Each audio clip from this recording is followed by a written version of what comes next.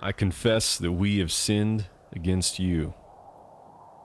You said that if we were unfaithful, you would scatter us among the nations. But if we returned to you, you would gather your exiled people from the farthest horizon and bring them home. It is in my heart to rebuild the ruined walls of this place. Our enemies mock us. They are rising against us. They doubt that we can rebuild this wall from burnt stones and ashes. But you will fight for us. Your good hand is with us, and the people have a mind to build.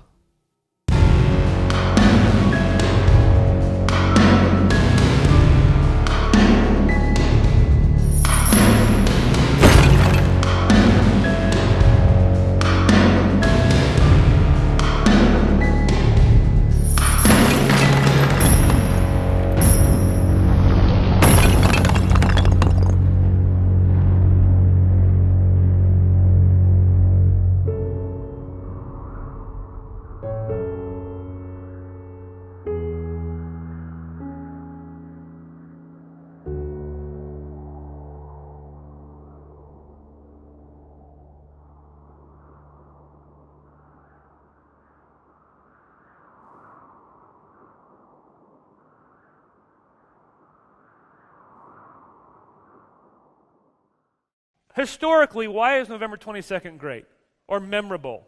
Anybody got any ideas? What significant historical events have taken place on November 22nd today? What's that? Kennedy. 52-year anniversary today of the assassination of John F. Kennedy. Yep, that's right. Anybody remember where they were at when it happened? Yeah. If I don't, but I have a great excuse. I didn't exist. Many of you remember, it was a huge, shaping, historic event. Actually, last year I got to go visit the depository, the book, the grassy knoll. Yeah, we got to see the grassy knoll, and it was pretty moving. What else happened on November 22nd historically? C.S. Lewis died, exactly. He died the same day JFK was assassinated, but it got lost in the news cycle, and nobody knew he was gone. The very same day. Yep. What else? What happened 20 years ago, a historic event 20 years ago on this day? The movie Braveheart was released. Should we all yell freedom together? Just have a moment? No, we better not. I'll probably get an email about that. Oh, well. What else? Did you know that on November 22nd, a very, very famous couple in American history got engaged? Franklin and Eleanor Roosevelt got engaged on November 22nd. Pretty cool, huh? Did you know that 105 years ago, Sir Arthur Knight invented a steel shaft to replace the wood shaft that had only been used for golf clubs? Yeah. And did you know that on November 22nd, the historic movie, the epic movie, the world-class, Grammy-winning, whatever you win for a movie, you win Grammys for a movie, that's music. Oscars, excuse me. You know what movie it was released? Toy Story. Yeah. The first full-length feature film, computer-animated project Disney released on November 22nd. Now, in my humble opinion, all of those historic events will pale in comparison. In the scope and light of eternity, in what happens today. Today, as a church, we will throw a small and tiny, and some might even say pathetic, little rock into the pond of eternity. And because God is in it, those ripples will roll out, I'm praying, into eternity. What happens here today will have significant global, eternal impact. And you will be able to say, you were there. That's how big this day is. That's how excited I am about this day. So, everybody strapped on, ready to go? Nehemiah chapter 6, This morning's sermon is entitled, The Work of Preparing a Home. The Work of Preparing a Home. If you've not been with us, we're working through the book of Nehemiah. It's been an incredible study on leadership. The man Nehemiah, if you didn't know, was he had a great job with position and prestige and power and influence. He was in Susa. He was working as the king's cupbearer. He was the right hand of the king. He had his ear. He had influence. He had all the things you want in a good job. It was secure. I mean, like his job was important. If he didn't show up, the king might die. So it's like he was an important guy to have around. Good job security, great benefits, great retirement. It was you couldn't ask for anything more. And he hears of a need that he had heard a dozen times before in his life, but now he hears it through the kingdom perspective of Jesus' heart, and it moves him, it burdens him, and it breaks his heart. And he says, you know what, I got to do something about this, to the point of uprooting my entire family and my entire life and moving 1,000 miles to Jerusalem to take up an impossible work of rebuilding a wall with downtrodden, discouraged, despairing people who haven't been able to do it today. It's an impossible work, and I'm going to do it by asking my pagan boss for a 12-year hiatus, that he'll pay my way and he'll fund the project, which means he'll have to turn around his foreign policy he instituted pretty strongly 13 years ago. I'm going to go up against this massive project that would be impossible to do, and in faith I'll say, if God's in this, I'm going to try and see what happens. And that's the story of Nehemiah, this massive rebuilding effort. He goes back to Jerusalem. He goes there with the king's guard, and he starts building the wall, casting the vision. People get on board, and they start picking up bricks, and they're working with the bricks that were already there, as well as the new material that he brings with him. And things are getting exciting, and then they face opposition, chapter 4, chapter 5, chapter 6, because anything that's meaningful to be done will never be done without resistance, right? Nothing that's important will be easy. Nothing that's significant you'll just do by falling off a log. It takes effort and work and perseverance and sacrifice, and we see that in the story of Nehemiah. And now we get to chapter 6 when they complete the wall. And the first movement of the story that we see is very simply completion. The wall is built. It was a God thing. The wall is built, and it was a God thing. Look at chapter 6, verse 15. And I love the way he says this. It's just kind of like this throwaway phrase. So the wall was finished on the 25th day of the month of Elul in 52 days. And when all of our enemies heard of it, all the nations around us were afraid, and they fell greatly in their own esteem, for they perceived that this work had been accomplished with the help of our God. Now, this work was a triumph of concentration and organization and work and sacrifice and collaboration. It was a massive, massive work. They said it could never be done. And not only did they do it, they did it in 52 days. Nehemiah and the people of God and the city of God built this wall in less time than it's taken me to preach this book. 8 feet wide, 20 feet high, a mile and a half to 2.5 miles long. It was a massive work that they took up while being actively opposed by an enemy with teeth. It was an incredible, incredible feat. They said it could never be done, and through Nehemiah's godly, wise, spirit-led leadership, it's accomplished. But here's the thing. When it got done, who got the glory? Did Nehemiah get the glory? Did the people of God get the glory? Who was it plain to see was behind the work of this project to the outside critics looking in? God's work. They looked at this band of people and Nehemiah's leadership and everything stacked against them, and it gets done, and they're like, wow, what's very clear about this picture is that was something that God did, not the people did. God has always been about calling his people to be about things they cannot do or accomplish in their own strength. If he was, we wouldn't need him. God has called you in your home to do things you can't do apart from God's grace and strength. He's called you to be a godly man to lead your home. And you've proven time and time again that left to your own devices, you don't do very good. You don't fare so well. God's called you to be a godly wife, a godly mother, a godly father. And all of us have proven time and time again that left to ourselves, that is an impossible work.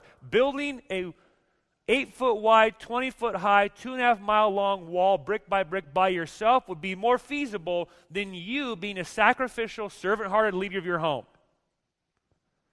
God's calling you to do impossible things in every area of your life so that you will not move into those endeavors confident in yourself, pulling your own bootstraps up, leaning on your own strength to get it done, because he knows you'll fail if you do so. So he calls you to something that's bigger and beyond what you have the capacity to do, so that you will lean into and lean upon and rely upon the strength of God to accomplish what only He can do. And yet the irony is He's charged you to do it. That's the tension that the believer walks in. Being charged and commissioned with work we can't do apart from the strength of God. It's a profound picture in the book of Nehemiah of what God has always called His people to be about. Things that you can't do. You and I can't save one person in this valley. We can't turn one heart. We can't forgive one sin. We can't remove and erase one bad memory. We can't turn a greedy, self-centered heart. We can't heal the broken. We can't give sight to the blind. We can't do anything of true value in this city other than point people to the one who can. The wall is finished, and it was obvious to everyone watching that was a God thing. And I don't want to spend my life doing anything short of God-sized God things. I believe one of my jobs as your pastor and as lead pastor is to seek the heart of God for a vision that would make all of us get really excited and be a little freaked out about. If I was calling us to something that as you heard it, you're like, yeah, that makes sense. Think we can get that done. I would not be serving you or myself well, and I probably wouldn't be following the heart of God. Anything God will call us to do individually or corporately as Christians in the church will and should always cause us to go,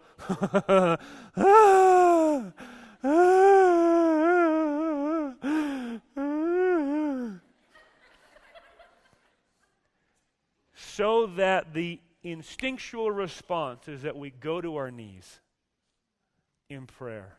Father, this is bigger than me. Would you get behind it, Lord? The wall is built. It was clear that it was a God thing. Second thing we notice, very, very interesting, critics. The whiners still chirp. They can do no wrong. The whiners still chirp. They can do no wrong. What do you mean, Josh? Well, I'm glad you asked. Let's keep reading.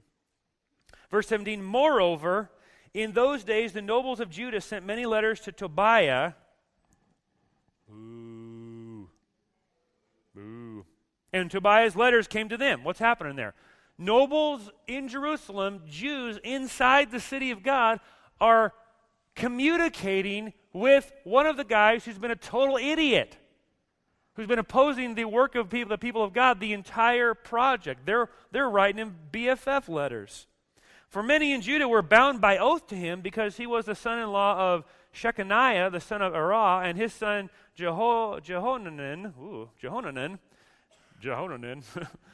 I missed that in first service, and Mom was like, oh my goodness, who schooled that kid? I'm like, you did. That's your problem. I asked her after if she could pronounce it, and she couldn't either, so we're even. And his son had taken the daughter of Meshullam, the son of Berechiah, as his wife. Verse 19. And they spoke of his good deeds in my presence and reported my words to him, and Tobiah sent letters to make me afraid. Oh, this is so frustrating, right? This is the nature of critics. You need to get this so you don't get thrown off by it. Critics are those who make it their job, their profession, to take a standard that they hold others to beat people up with, while they simultaneously give themselves permission not to live up to that standard. That's a critic. So we have these people here who have been a pest and a pain the entire project, and then we have people on the inside that have covenanted themselves through probably some business deals and some marriages, and they're like feeding them inside information so Tobiah then can use that against Nehemiah. Nehemiah's like, would you knock it off feeding the enemy information?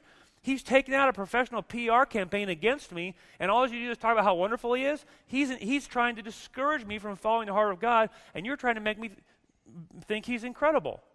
The nature of critics, they build a team on the inside, and they feed them false information, and then they make a habit, they make a profession out of holding people to a standard that they themselves give them permission not to follow.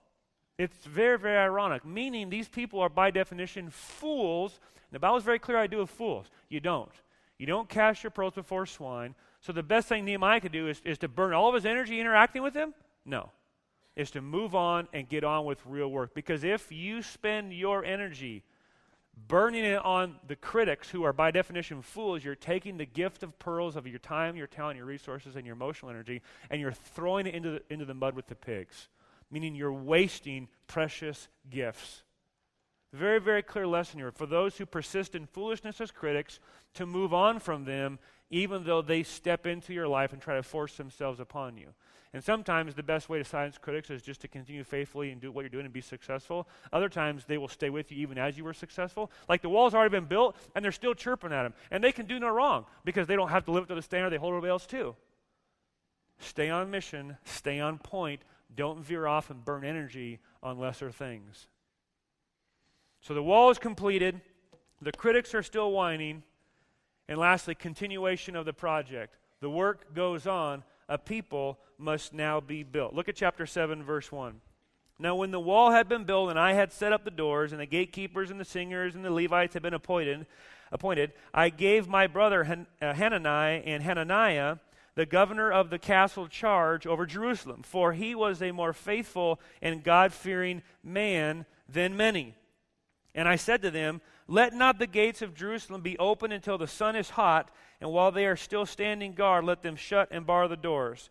Appoint guards from among the inhabitants of Jerusalem, some at their guard posts and some in front of their own homes. Here's what we see Nehemiah doing. The wall is completed, but the work continues. Because the wall was never the end game of the work. The wall was simply the first step to the larger end game of not just building a physical city, but rather building a spiritual city, the people of God.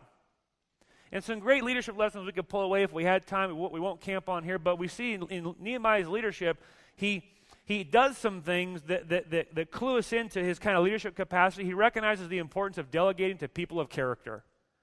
He doesn't give the job to those who gave the most, or have the most prestige and power in the city. He gave a position of power and influence to the people that had the deepest character, that had been tested again and again and again over seasons of time to be true men and women of character and integrity. A great leadership lesson. If you want to blow up your organization, your family, your church, or anything you're leading, just delegate important roles of responsibility to men and women of lesser character. And it is mathematical, it'll blow up in your face. Because character matters. Competency and skill matters, but character matters most. And so Nehemiah delegates these important roles to men of character. Secondly, we see that he institutes policies because he realizes he can't lead just personally anymore. I can't lead just one-on-one with people anymore because there's too many of them. So I'm going to institute policies in place that will lead them into flourishing and goodwill. And so he says, okay, the gates got to stay closed till a certain time of the day, and then they can open up, and then they got to close again at a certain time of the day. And he had reason for it. And commentators argue on what his reasons were. Some think it was maybe just kind of practical safety issues. Some think it was like economical issues. Some think he was just trying to flex his muscles. I think it was to remind the people that they're different. Hey, look, those who live inside the city walls are different than those who live outside the city walls. And this is one way to be reminded of that, meaning the people of God have been set apart from the rest of the world for a purpose. You see, when God chose the Israelites, it wasn't just because he thought they were the greatest, strongest nation he could have the best chance to work his glory through. He picked them because they were the smallest, most inadequate, most unresourced and underfunded group of people he could find that came from the seed of Abraham, because he wanted to use a weak people to show to a cocky world his strength. The people of God existed so that the God of the universe could work through them and demonstrate to a watching world his might, his wisdom, his goodness, his glory, his power. So that when they look at the very people of God themselves and see them flourishing, they would go, well, it can't be because of who they are, because we know who they are and who they were. They're messed up, they're small, they're inadequate, they're lousy. This must be attributed to something greater and someone outside of them. The people of God have always existed, not unto themselves, but to be set apart by God, for God, to demonstrate to a watching world His goodness, His power, His might, and the beauty of living under His reign and His rule. Same thing with the Israelites in Nehemiah as it is with us today. God has set us apart. Not that we could sit up on a hill and look down on people, but that we could live among the people and point them to look up to Jesus. And so Nehemiah is doing his thing here, and he realizes that the weakest part of a city will never be the walls they build, but the people who live behind the walls. The weakest part of a city will always be the people inside the city. And so he sets his face to doing the work of not just building the walls, but building up the people of God inside those walls now, because the walls were never the end game. Here's what we see Nehemiah doing, and I think we see it most clearly in chapter 4. So he's like, set the guards up, and make sure the gates go up and down and all this kind of thing. Verse 4, the city was wide and large, but the people within it were few, and no houses had yet to be rebuilt. You see, the city of God was wide and large and empty. And so Nehemiah, like a good leader, feeling and seeing and sensing the heart of God, goes to Jerusalem not just to put walls around an empty city, but to prepare a city for an oncoming influx of new Jerusalem citizens. He's making sacrifices and making plans and organizing people to prepare the city of God for the return of the people of God who were currently living in captivity. You see the beauty and the thoughtfulness and the graciousness and the forward-thinking leadership of Nehemiah? In organizing people to meet other people's needs who don't even yet know they have that need to be met. Just like Jesus took up the work of building a new city and preparing a place for those who weren't yet there. While we were still sinners, Christ died for us. Meaning, while you were in your sin and in your stupidity and in your foolishness and in your idolatry and in your rebellion, far from God, not even knowing you needed help, He took decisive action to rescue you from your slavery and to bring you into a good and beautiful and safe city that He had built in preparation for you, the entrance to which was faith and grace.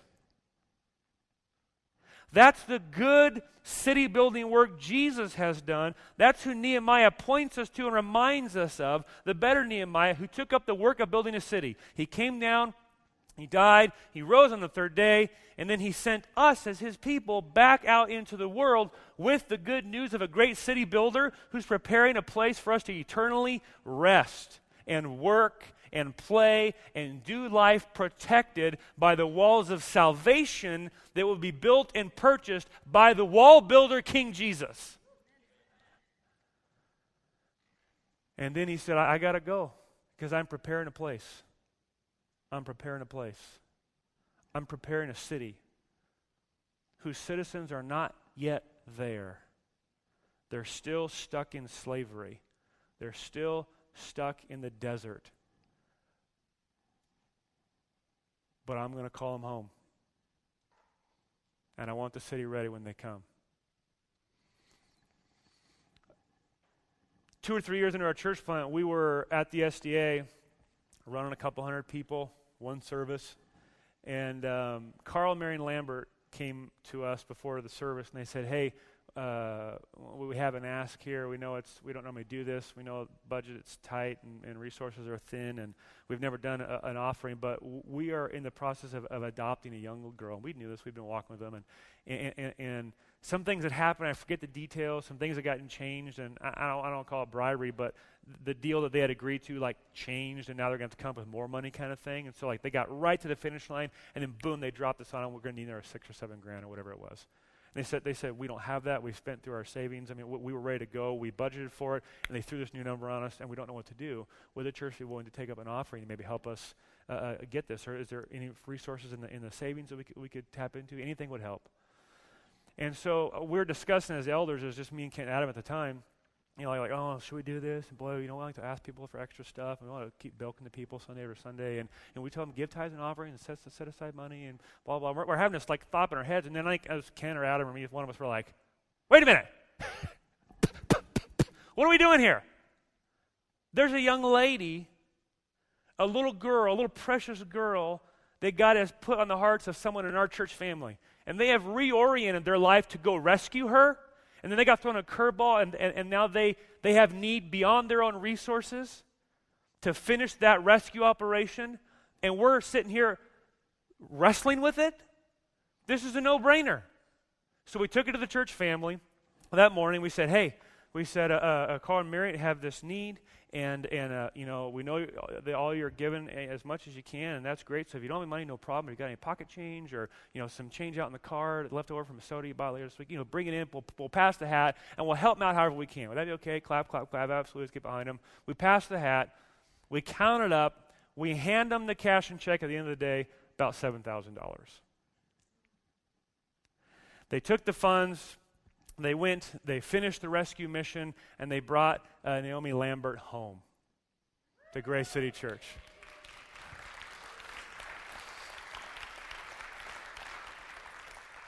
Now, the story doesn't end there, because God's stories don't ever end with just like one cool thing. They always like 10 cool things. And so they're raising Naomi in a home that loves Jesus and understands the gospel and reads the Bible and prays, and they're working through life, and they're loving her and serving her through the ups and downs of life. And Naomi's a part of our church family. And a while ago, Naomi said, Daddy, I want to get baptized. I want to follow Jesus and give my life to Jesus, and I want to show the world that I'm his and he's mine. Could I get baptized? And he says, absolutely. So a few Sundays ago, she's up here and she gets baptized. While she's getting baptized, there's a cocky, pride-filled 18-year-old baseball rocking senior sitting out here in the crowd who got invited by one of his coaches to come hang out, and watching her get baptized undoes him. And he starts talking to this Brian Blair guy about Jesus, and a few weeks later, he gives his life to Jesus. And then you got to hear his testimony. Remember Brian McNair's story? And he makes the comment, I showed up, and they were getting baptized, and there was this little girl. They got baptized, and she jumped out of the baptismal into her daddy's arms, and it's like they won the Super Bowl. And I was like, I want to do that. Remember that story? That was Naomi.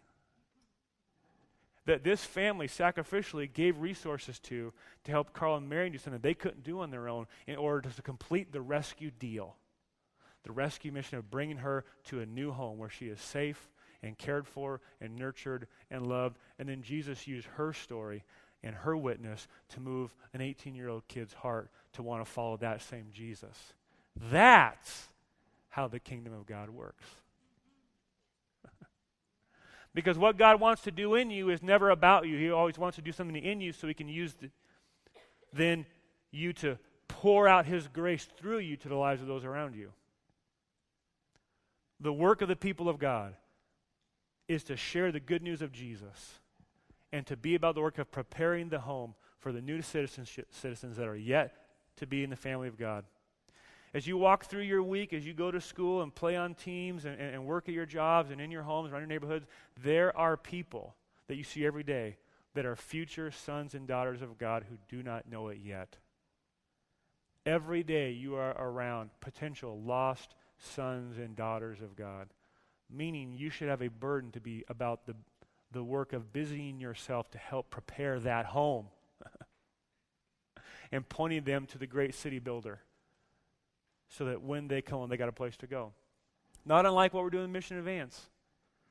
We're putting resources together to do something we couldn't do on our own, to build a place, Lord willing, that will become the location where people get introduced to their new home, to their new Savior, where they receive a new citizenship.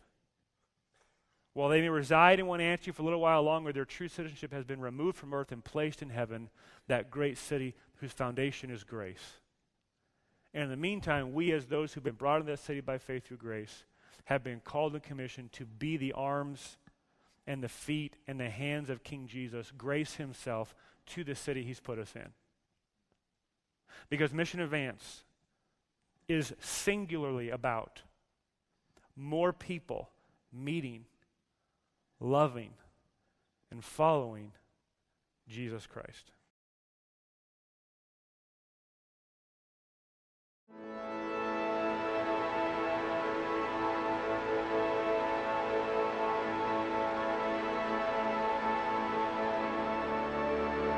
Grace City Church is a group of people who believe that Jesus Christ is King, and that through his victory on the cross and his resurrection from the dead, we can experience forgiveness of sins and life everlasting. That in the kingdom of God and in the work of mission, everyone plays and all of life matters, because every follower of Jesus Christ has been called to be the hands and feet of Jesus Christ to those they know and love. That the church is not just a building or an event or a place to go, but rather a people saved by the King and sent on mission to love and serve their city in Jesus' name. That the gospel frees us from a life of pretending and performing and unleashes us to live a genuine and authentic life full of risk and creativity and reckless generosity, because our approval and identity is secure in Christ. That Jesus has called us to live lives before the watching world that would not make sense unless Jesus was alive. That as the people of God, we have been freed from the small, boring, insignificant, yet endless pursuit of living for small things that don't matter, to now instead live and leverage all of our resources for big things that matter eternally.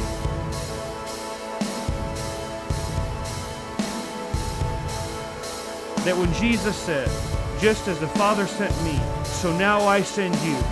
Go therefore into all the world and preach the gospel, and I will be with you even to the end of the age," he meant it.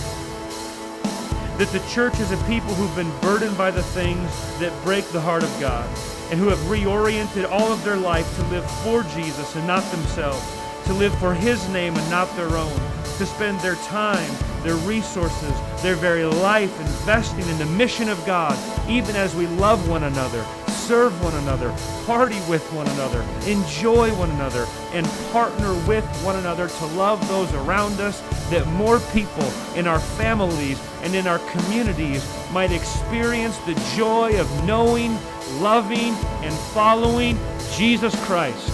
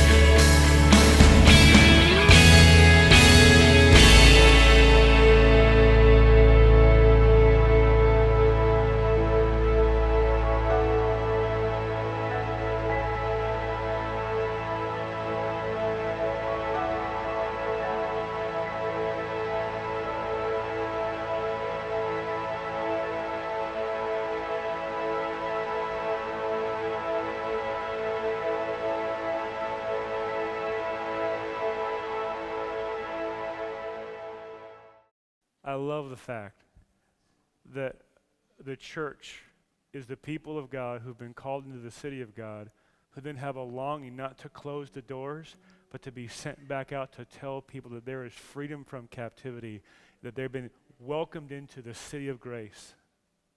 The invitation is taken by faith. I love the fact that our church has people and faces of folks they know and they love, that they've been connected with through God's work, to share with Jesus with them. There's one story, crazy story. Good friends here at Grace City Church live in Waterville. We got a huge Waterville contingency. Go Shockers, I love it. There's a hard mission field up there, a lot of brokenness, a lot of hurt, a lot of pain, a lot of baggage and history and sin and drunkenness and abuse. And they're up there in their city, loving their town, loving their community, throwing parties, taking food to ball games, serving people. And their neighbors are these older folks, and they fight and they yell and they it's just a real kind of ordeal. And they would never darken the doors of church in 1,000 years. They would never do that. And they're outside yesterday talking, and they go, "Hey, we went down to the property your church purchased there, and we saw a stake with our name on it. What does that mean?"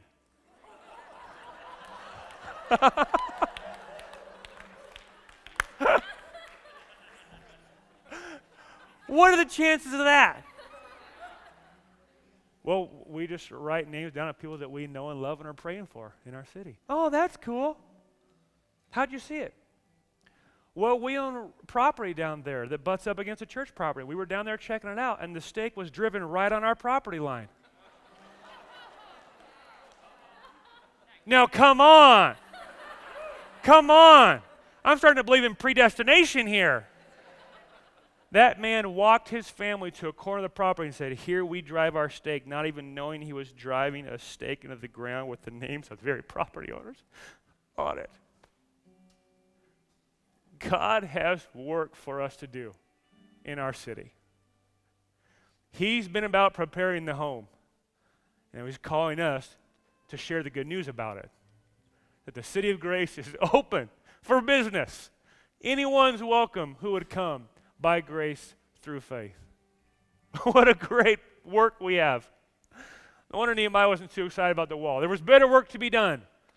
To be honest, I'm not super excited about this building because there's better work to be done.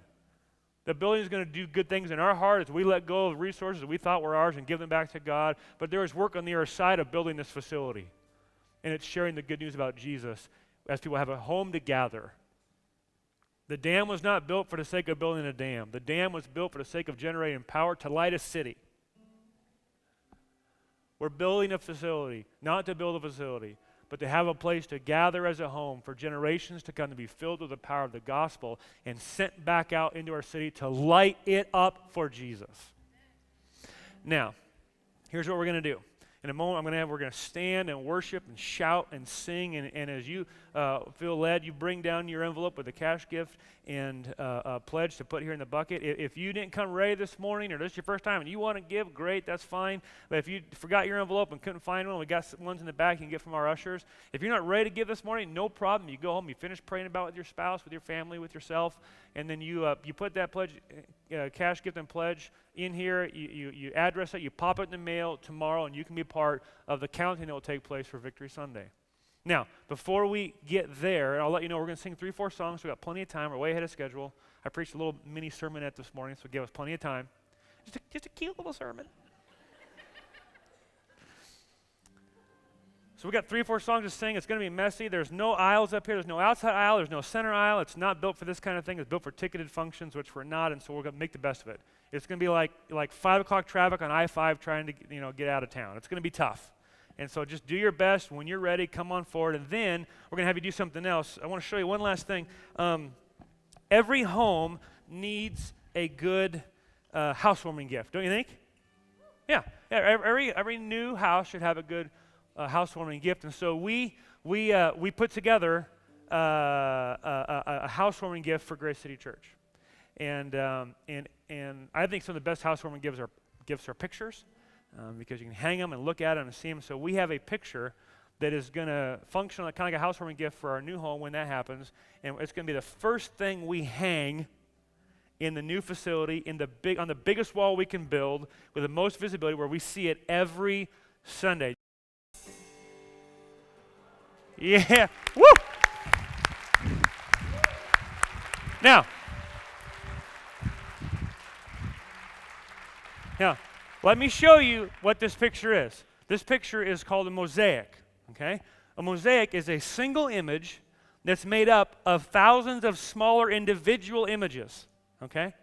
This is a mosaic. It's a single image of our valley and the church property made up of thousands of smaller pictures that have been taken over the last 7 years in the course of Grace City Church's life. Thousands of individual snapshots making up a single portrait is a picture of the body of Christ.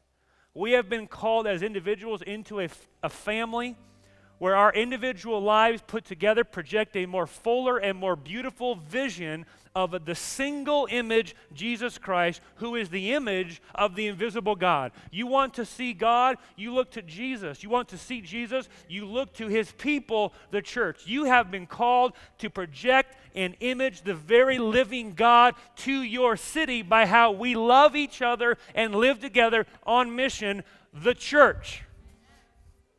That's this picture. Now, that wasn't cool enough for you. It gets cooler. If you'll look up here, Grace City, the letters Grace City, are made up of small pictures of the people of our church holding up the names of those people who they want to see meet Jesus. Because the essence and nature of the church is a people who've been called out of darkness into light, and who then have been sent out with the light back into darkness. So that the church are those people who've been rescued and redeemed and now have a new desire, new obligation, new commission to reorient their life to tell those they love about the good news they've received. That's the very essence and nature of the church. And we don't have Grace City Church up here because Grace City is made up of the church. And so we've put together this picture as a mosaic, as a reminder for us to stamp in our hearts what Mission Advance is about. It's about the church organizing and planning and preparing and sacrificially laying down their own rights to serve the city God sent them to. Therefore, Grace City Church, filled with people who love Jesus and love people for Jesus, making up the church Grace City as a banner over our city and the property God's given us to build a home on.